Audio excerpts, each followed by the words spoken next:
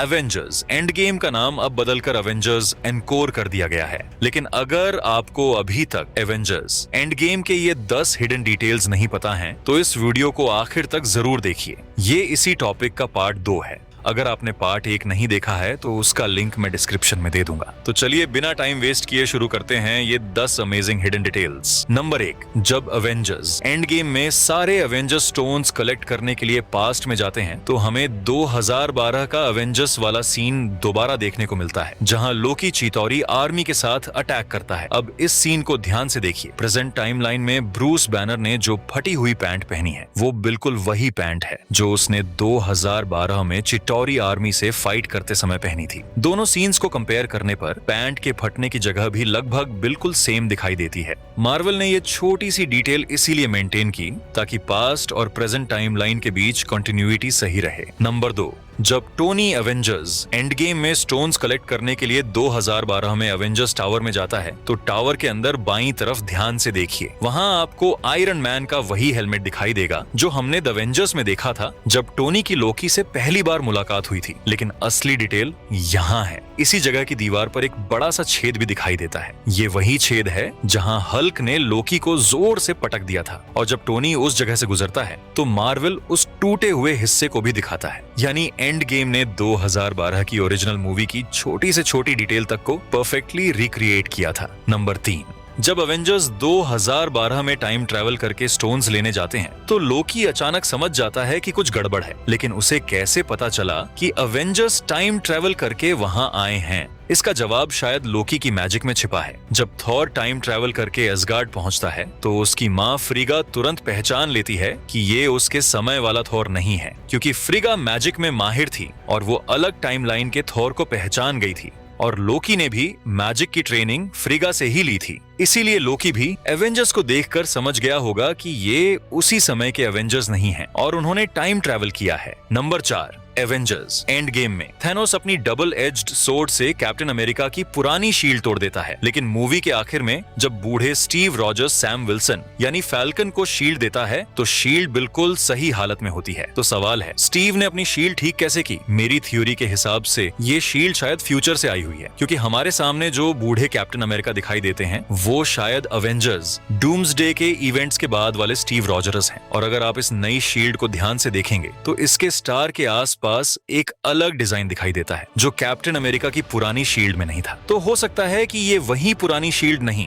बल्कि फ्यूचर से आई हुई एक नई शील्ड हो जिसे स्टीव अपने साथ लेकर पास्ट में आया था और आखिर में सैम को दे दिया। नंबर 5, जब थेनोस बैठा हुआ था उस समय थॉर की दाढ़ी बिल्कुल नॉर्मल थी, लेकिन जैसे ही थॉर ने स्टॉर्मब्रेकर और म्योल्नर को एक साथ समन किया उसके बाद उसके आर्मर के साथ साथ उसकी दाढ़ी का शेप भी अचानक बदल गया। थॉर का पूरा लुक एक पावरफुल वॉरियर जैसा हो गया था। यानी शायद थॉर के पास सिर्फ लाइटनिंग और वेपन कंट्रोल की ही पावर नहीं है बल्कि वो अपनी अपीयरेंस को भी मैजिकली बदल सकता है। ये छोटी सी डिटेल शायद बहुत से लोगों ने नोटिस नहीं की होगी। नंबर 6, एवेंजर्स एंड गेम में जब टोनी स्टार्क टाइम मशीन का मॉडल डिजाइन कर रहा होता है तो अगर आप बाईं तरफ दिखाई दे रही डेट को ध्यान से देखेंगे तो वहां 14 अप्रैल 2008 लिखा हुआ है। अब ये डेट कोई रैंडम डेट नहीं है। 14 अप्रैल 2008 को आयरन मैन की वर्ल्ड प्रीमियर हुई थी, यानी यही वो फिल्म थी जिसने MCU की शुरुआत की थी। इसीलिए एंड गेम में टोनी के टाइम मशीन वाले सीन में ये डेट दिखाना मार्वल की तरफ से आयरन मैन और पूरे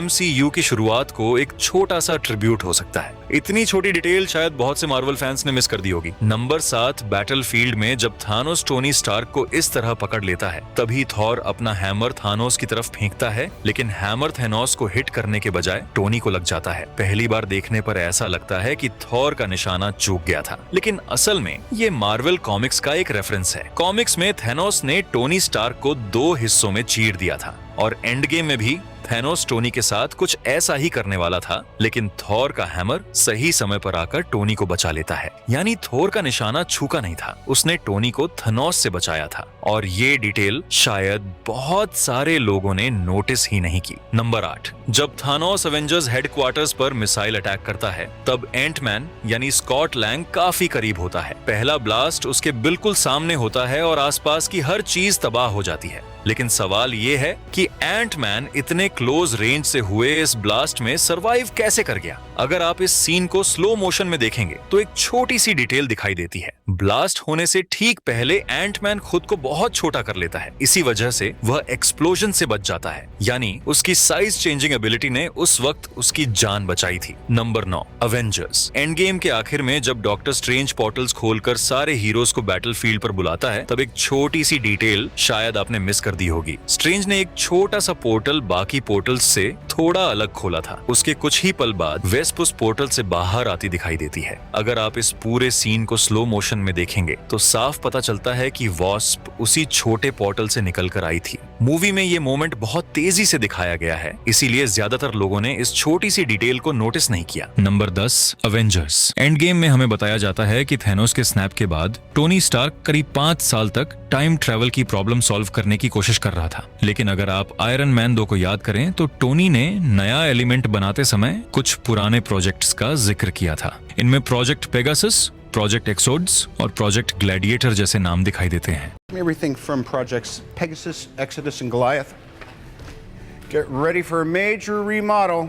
अब मेरी थ्योरी ये है कि टोनी पहले से ही एडवांस्ड फिजिक्स और एनर्जी से जुड़े प्रोजेक्ट्स पर काम कर रहा था, इसलिए जब अवेंजर्स उसके पास टाइम ट्रैवल की प्रॉब्लम लेकर आए तो उसने पाइम पार्टिकल्स और क्वांटम रियल्म की जानकारी को समझकर इसका सोल्यूशन निकाल लिया। यानी टोनी ने टाइम मशीन अचानक से नहीं बनाई थी, उसके पुराने रिसर्च और प्रोजेक्ट्स ने उसे इस सॉल्यूशन तक पहुंचने में मदद की थी। और यही मार्वल की सबसे इंटरेस्टिंग बात है, कई साल पहले दिखाई गई छोटी छोटी डिटेल्स को बाद में बड़ी स्टोरी के साथ कनेक्ट कर दिया गया। तो दोस्तों, ये थे अवेंजर्स एंड गेम के 10 अमेजिंग हिडन डिटेल्स, जिनमें से कुछ डिटेल्स शायद आपने पहली बार नोटिस की होंगी। अगर आपको इनमें से कोई डिटेल पहले से पता थी तो कमेंट करके जरूर बताना। और अगर आपको ऐसे ही Marvel hidden details, Easter eggs और मूवी फैक्ट्स पसंद हैं तो चैनल को सब्सक्राइब करना मत भूलना। वीडियो पसंद आया हो तो लाइक जरूर करना। मिलते हैं अगली वीडियो में, तब तक के लिए स्टे मार्वल, स्टे क्यूरियस।